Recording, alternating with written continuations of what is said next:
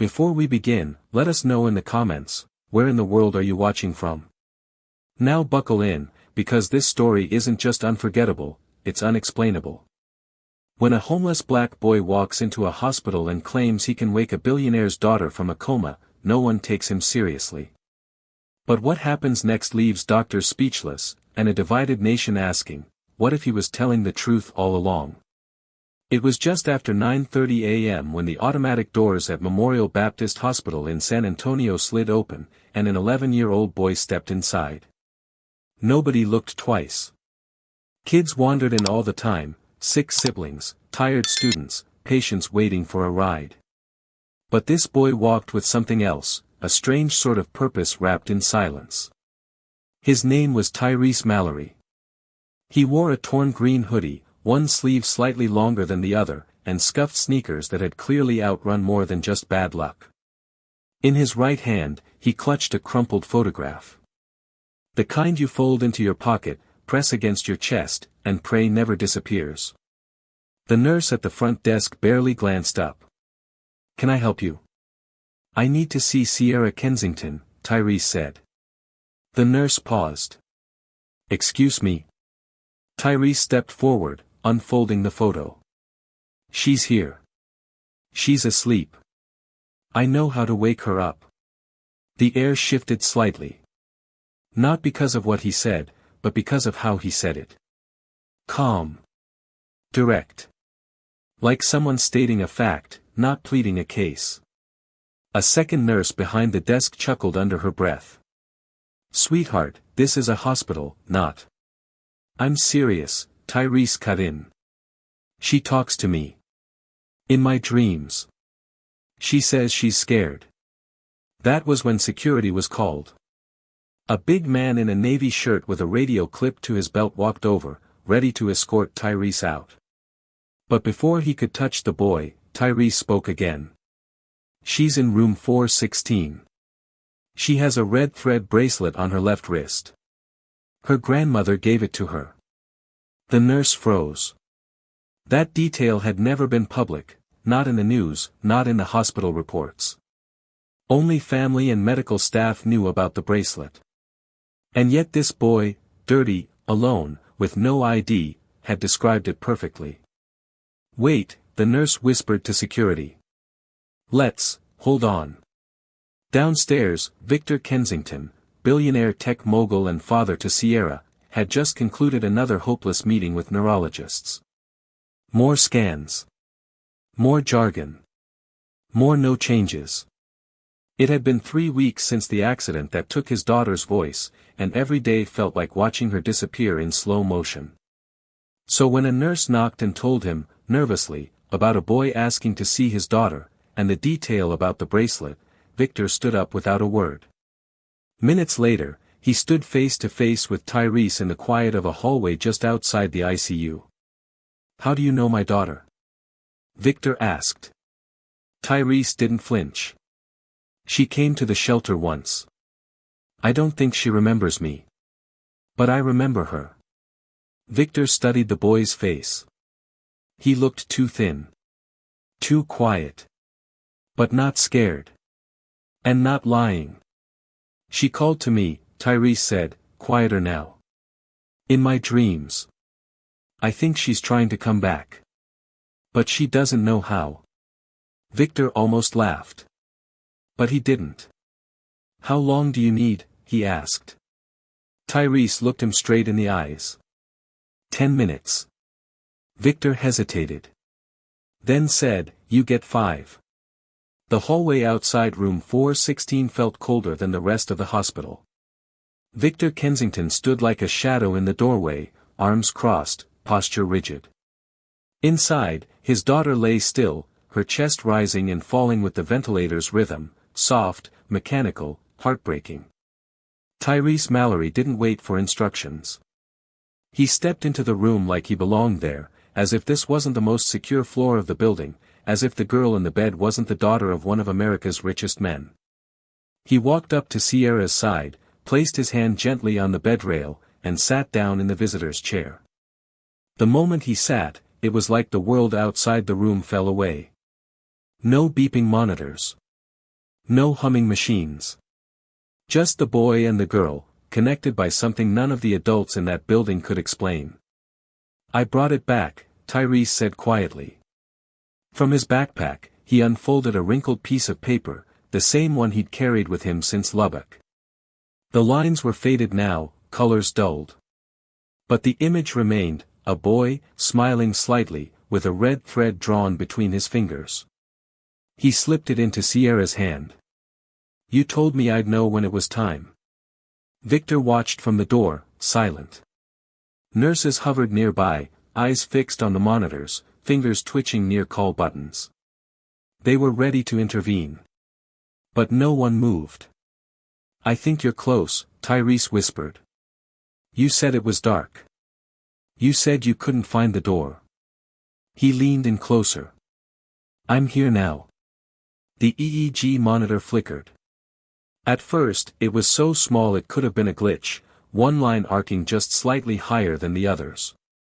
But then it came again. A spike. Then another. She's reacting, a nurse said under her breath. Victor stepped forward, heart hammering in his chest. Is that real? We don't know yet, the nurse replied. It's something. Inside the room, Tyrese kept speaking. You said not to let them change me. That the world would try. That people would look at me and see trouble, but I had to stay kind. You said kindness was the door. That if I ever got lost again, I should find you. Sierra's thumb moved. It wasn't a twitch. It was slow, deliberate. She curled her fingers around the paper. Victor flinched. The nurse gasped. And Tyrese? He didn't even look up. He just kept talking like he was finishing a conversation that had been paused for years. You don't have to be scared, he whispered. I found you. Just like you said. Sierra's eyelids fluttered. Not fully. Not enough for a camera to catch. But enough for every nurse and every doubter in that room to fall completely silent. Tyrese stood slowly. I should go, he said. Victor held up a hand. Wait. But the boy only glanced once more at Sierra, then turned to the door. As he walked out, the monitors behind him beeped again, sharper now, louder. Sierra's brain waves spiked. Dr. Rena Arwood entered the room moments later, barely glancing at the chart in her hand before whispering, something's different. Victor didn't move. His eyes were still locked on his daughter. She hadn't opened her eyes, hadn't spoken. But something fundamental had shifted.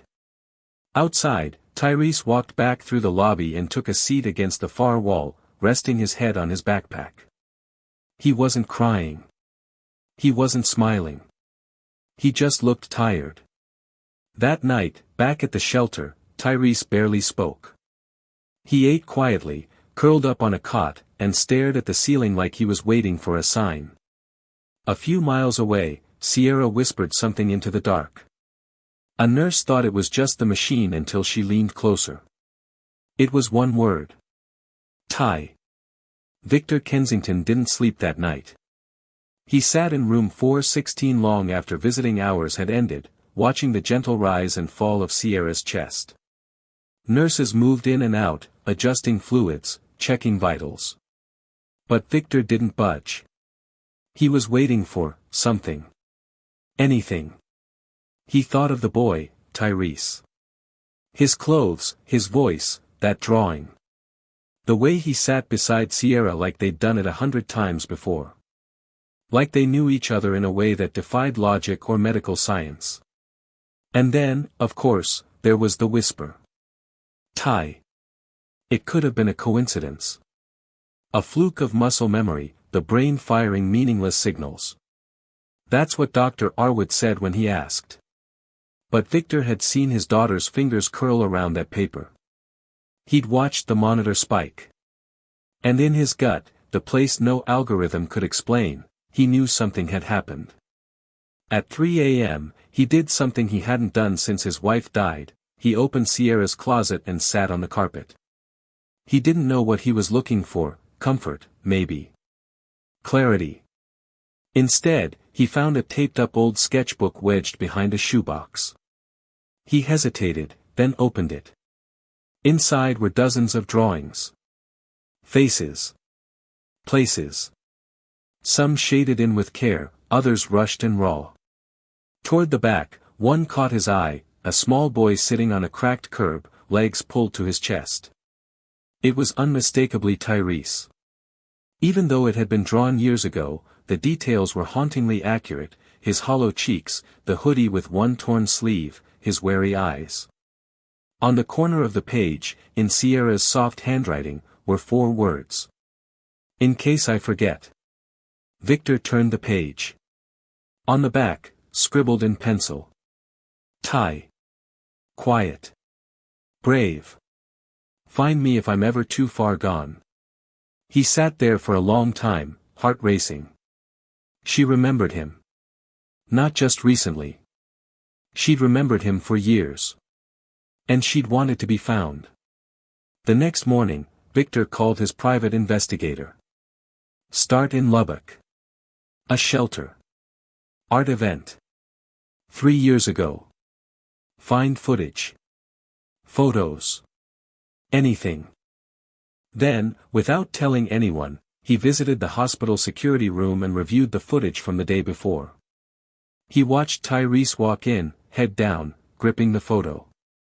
The boy had walked straight into a fortress of concrete, steel, and doubt, and pierced right through it. Victor sat back in the chair, rubbing his temples. This wasn't just chance. This wasn't something he could brush off anymore. It was real. Across town, Tyrese sat on the edge of a folding cot at St. Jerome's shelter. He hadn't spoken all morning. He just held the drawing Sierra had once given him, tracing the red thread with his finger over and over. Leandra Duke, the woman who ran the shelter, approached with a radio in her hand. "You should hear this," she said, turning the volume up. A local station was reporting breaking news. In a stunning update, the daughter of tech billionaire Victor Kensington, long considered in a persistent vegetative state, reportedly whispered a name late last night: Ty. A child matching the description of the boy who visited her earlier this week has not been formally identified. Tyrese didn't flinch. "They're looking for you," Leandra said gently. "Reporters. Doctors. Everyone." "I didn't do anything," Tyrese murmured. "You did something nobody else could." "She asked me to." He didn't elaborate. Leandra sat beside him. "They're going to twist it. Some will say you're lying. That this is a trick. That you're dangerous. I know. So what do you want to do?" Tyrese looked up for the first time. "She's not done yet." That same hour, a freelance journalist named Nina Velasquez had begun piecing together her own story. She'd heard the rumors, the security footage leaks, and whispers from inside the hospital. Her instincts told her this was more than clickbait. So she started digging. One name kept popping up: Tyrese Mallory. No school records. No family. No known address. But at St. Jerome's, she found Leandra, who gave her just enough to sketch a picture. "He never gave a last name," Leandra said. "But he carried that photo everywhere. Told me he was waiting for a sign." "A sign?" Nina asked. "He said she'd tell him when it was time." "You mean Sierra?" Leandra nodded. Later that day, Nina published a blog post titled, "The Boy with the Drawing." It was raw, barely polished. But within 6 hours, it had been shared more than 20,000 times. Something about it touched a nerve. Was he a healer? A prophet? A miracle? Or just a scared kid with a memory? The debate began. And it was only going to get louder. By sunrise, the world was watching. News vans crowded the curb outside Memorial Baptist Hospital. Satellite dishes angled toward the sky, and reporters rehearsed dramatic intros while makeup artists dabbed sweat from their foreheads. Everyone wanted a piece of the miracle. The boy who spoke her awake, one outlet headlined. Mystery child sparks medical debate, another screamed. Photos of Tyrese, blurry, taken from hospital lobby security footage, circulated like wildfire. His hoodie. The drawing in his hand. His name. Tyrese Mallory. But nobody really knew him. Not the anchors speculating about his gifts. Not the influencers weaving spiritual narratives around his story.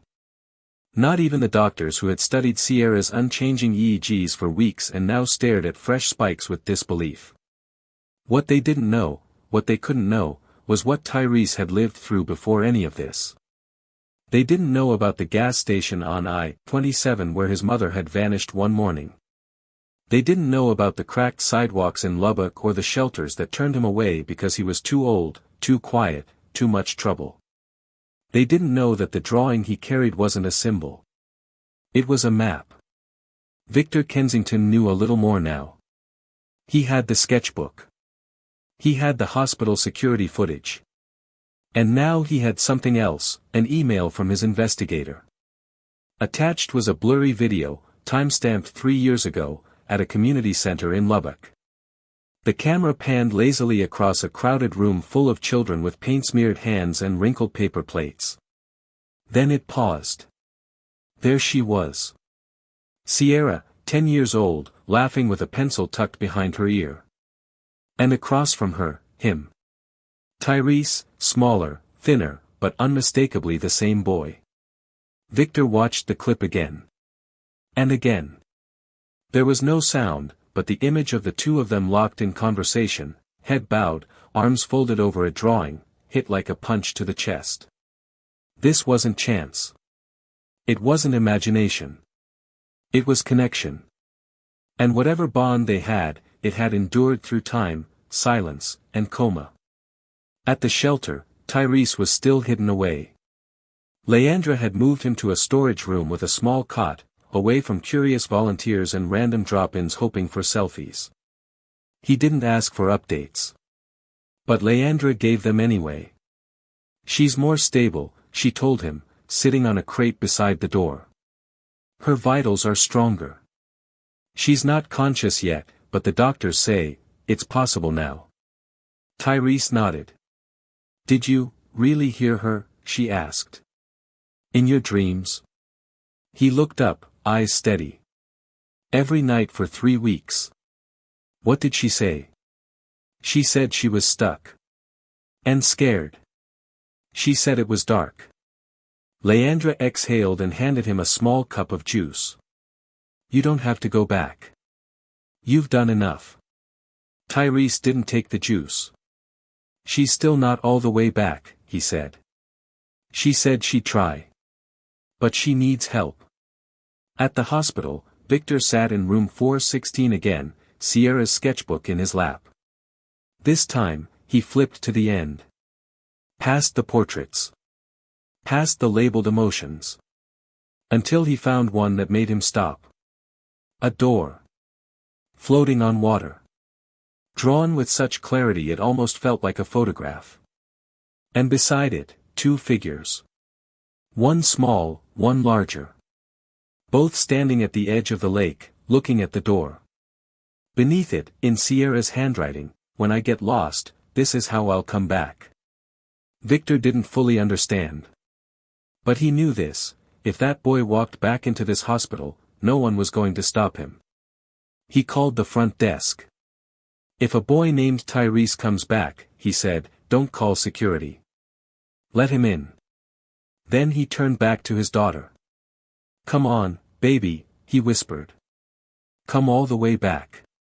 That night, Tyrese sat alone behind the shelter's chapel, eyes on the stars. He could still hear her voice, not loud, not clear, but present. Like wind through leaves. Almost there, just don't stop talking. He took the drawing from his hoodie, smoothed the edges again, and whispered to the night. I didn't forget you. There were no reporters this time. No microphones. No cameras. No headlines waiting to be written. Just an old gray sedan rolling quietly into the hospital's underground garage. Leandra Duke parked in the farthest corner and killed the engine. In the passenger seat, Tyrese clutched the drawing tighter than ever. "You don't have to do this again," she said. "I do." Leandra didn't argue. She just looked at him for a moment. "She's lucky you remembered her." Tyrese's eyes stayed on the elevator door ahead. "She remembered me first." When the elevator opened, a nurse was already waiting. One of the few who had seen what happened during Tyrese's first visit. "This way," she said gently. No questions. No clipboard. Just a quiet reverence, like she knew this wasn't protocol, but that it didn't matter. As they reached room 416, Victor stood waiting just outside the door. His suit was wrinkled, tie gone, eyes bloodshot. But he smiled, just a little, when he saw the boy. "She said your name," Victor said. "Last night." "Clear. Just once." Tyrese nodded. "She's getting close."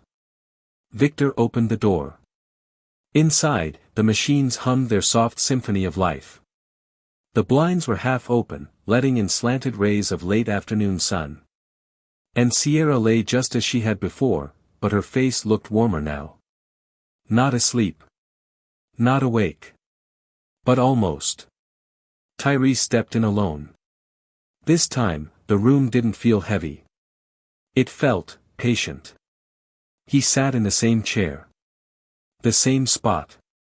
"I heard you," he said softly. "I know you're almost there." He placed the worn drawing back in her hand and leaned in. "They're still trying to figure out how I knew. How I found you. But we always knew, didn't we?" Outside, Victor watched in silence. Nurses stood back, not even pretending to check machines now. Everyone knew what this was. A moment you didn't dare interrupt. "I think you found the door," Tyrese whispered. "You just forgot how to open it." He pulled a pencil from his pocket. A short, stubby thing worn to the nub. "I brought this back," he said.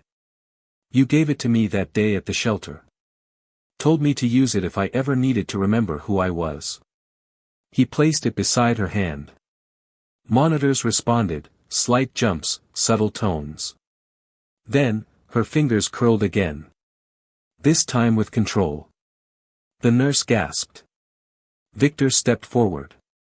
"Is she?" Tyrese didn't move. He just watched her face. Then, Sierra's eyelids fluttered. Not weakly. Not randomly. She opened her eyes. The room froze. Victor didn't breathe. Her pupils shifted, struggling against the light. Her lips trembled. Then, through a throat dry with silence, she whispered. "Ty." The room exploded into motion. Nurses called out vitals. Someone paged Dr. Arwood. But in the center of it all, Tyrese just smiled faintly. Sierra turned her head slowly, her eyes landing on his face. "You came back," she said. "I promised." Victor collapsed into the chair beside her, emotion flooding his face in waves he couldn't stop. She turned to him. "Dad," she whispered. He took her hand, breaking completely. But her eyes returned to Tyrese. "Did you bring it?" Tyrese held up the drawing. She smiled. "You remembered." Dr. Arwood entered moments later, stunned to find Sierra awake and responsive. Tests began immediately, but no one stopped Tyrese. No one asked him to leave. When the nurse suggested clearing the room for EEG testing, Victor said quietly, "He stays." Tyrese stepped back, letting the doctors do what they had to do. But Sierra kept looking at him through the noise, through the wires and lights. Later, after things calmed down, Victor found Tyrese sitting alone in the hallway. "You know," Victor said, "she remembered you before she remembered me." Tyrese nodded. "She told me not to forget her." "I didn't." Victor sat beside him, both of them staring straight ahead. "I don't know what this was," Victor said. "Miracle. Memory. Fate." "I just listened," Tyrese replied. "Nobody ever listens." Victor turned, looking at the boy fully now. "Do you want to stay?" "Not here in the hospital. I mean, stay. Somewhere safe. A real place. A real shot." Tyrese didn't answer right away. "Can she come visit?" Victor smiled, tired but sure. "She's already asking." Tyrese looked at the floor, then nodded once. "Okay." 3 days later, Sierra Kensington sat upright in her hospital bed for the first time. Her body was still recovering, muscles weak, voice fragile, but her eyes were sharp. A small army of doctors and therapists cycled through her room, running tests, trying to understand how a girl once trapped in near silence could now follow conversations, respond to stimuli, and recall vivid dreams. But no scan or chart could explain Tyrese. And none of them could explain the door. "I wasn't sleeping," Sierra told one therapist softly. "Not really. It was like I was stuck behind a door I couldn't open. And I could hear people, sometimes. But not clearly." "Until when?" the therapist asked. "Until I heard him." She looked toward the hallway. Tyrese was sitting outside the room, legs pulled to his chest, a juice box in one hand and the sketchbook she'd drawn years ago resting on his lap. The world was still arguing about him. National news had caught wind of his return. The hospital was surrounded. Rumors ran wild: he was a spiritual medium, a scam artist, a long-lost cousin.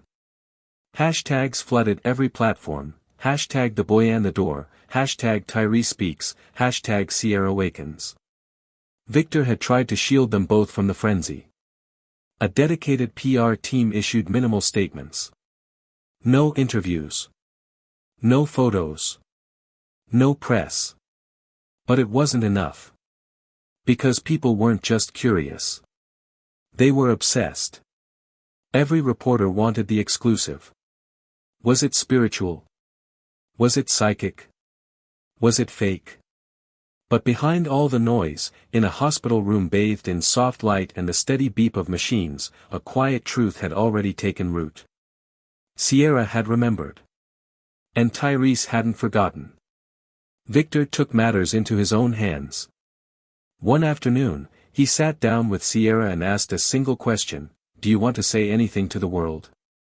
She didn't hesitate. "Yeah," she said, her voice still a little hoarse. "But only if I get to say it my way." The next day, a short video was posted to Victor's social media account. No music. No edits. Just Sierra, sitting in her hospital bed, her hair pulled back, a bandage still on her wrist. She looked into the camera and began. "He didn't wake me up with magic. He didn't do anything weird. He just remembered me." She paused. "And when I couldn't find my way back, he reminded me who I was." The video spread faster than anything the Kensingtons had ever released. Not a polished marketing campaign. Not a billion-dollar product launch. Just a girl and her truth.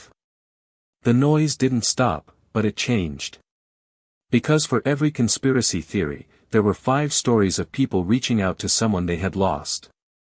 Old friends, estranged siblings, forgotten children. People started drawing doors. Writing letters. Calling names they hadn't spoken in years. Tyrese stayed quiet through it all. He didn't want to be famous. He didn't want a book deal or a documentary. He just wanted peace. And a place to stay. 3 weeks later, Victor walked him through the front door of a small one-story house just outside San Antonio. No marble floors. No high-tech security. Just a kitchen that smelled like fresh paint, and a quiet backyard with a tree to climb. "If this doesn't feel right," Victor said, "we'll find another place." Tyrese stood in the doorway for a long time. Then asked, "Can I paint my room?" Victor blinked, then smiled. You can do whatever you want. It wasn't a mansion. But it was his. Sierra was transferred to a private rehab center nearby. She visited often, sometimes with Victor, sometimes with Leandra, sometimes on her own, in a car driven by a quiet nurse who knew better than to ask questions. One afternoon, she handed Tyrese a fresh drawing. This time, it was of both of them. Standing on either side of a wide-open door. "There's more on the other side," she said. "Don't forget that." He folded it carefully and placed it in a small wooden box beside his bed. Next to the original drawing.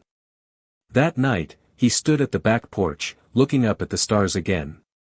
He didn't hear her voice anymore, not like before. But he didn't need to. Because she was awake now. And he had a home. Weeks passed. The world kept spinning. Reporters moved on. The headlines faded. But in a quiet neighborhood on the edge of San Antonio, a boy who once had nothing now had his own key. His own bed. His own spot at the kitchen table. Tyrese Mallory, the boy no one believed, now lived in a house where people waited for him to come home. He kept a box beneath his bed, 2 drawings, a red thread bracelet Sierra gave him after her first visit post-rehab, and a small, stubby pencil. Nothing valuable to most. But to Tyrese, it was everything. A record of the invisible rope that had pulled him through the darkest places. The day Sierra walked unassisted into his new home was quiet, with no cameras or doctors hovering. Just the sound of her sneakers on the floor and a hesitant knock on the doorframe. "You look taller," she said, grinning. "You look awake." They sat in the backyard under a wide oak tree, sunlight dripping through the branches. Neither of them talked about the hospital. Or the sketchbook. Or the online storm that had chased them. They talked about books. And pancakes. And the art table in Lubbock. That day, Tyrese said, "I didn't even want to sit down. But you looked at me like I wasn't broken." "You weren't." He nodded. "Still felt like it." Sierra took a breath, then said something she hadn't told anyone else yet. "When I was stuck, I didn't think anyone would come. Not even my dad. I could feel people talking near me, but it was like I was underwater. And then I heard your voice." "I was scared," Tyrese admitted. "I thought I made it all up." "You didn't. You found me." That evening, as they sat beside the tree, Sierra pulled out a third drawing. It was a simple picture of 2 chairs under a tree. One empty. One full. "This is what I see when I think about being safe now," she said. "I used to draw doors. Now I draw places I don't want to leave." Tyrese took the paper carefully, folded it, and placed it in his hoodie pocket. "You're still drawing doors. Just different kinds." They didn't say goodbye that night. Because it didn't feel like something ending. It felt like something starting. Meanwhile, Victor Kensington had kept his promise. The Kensington Foundation was no longer just a concept. It became a living, breathing initiative. Focused entirely on kids like Tyrese, those slipping through systems too busy to care. Private housing. Mentorship. Legal guardianship. Emotional support. The first unit was quietly named the Ty House. Short for Tyrese. But also, because of what Sierra had written years ago. Ty. Quiet. Brave. It became a mantra for the foundation. A reminder that not all heroes arrive in capes or limousines.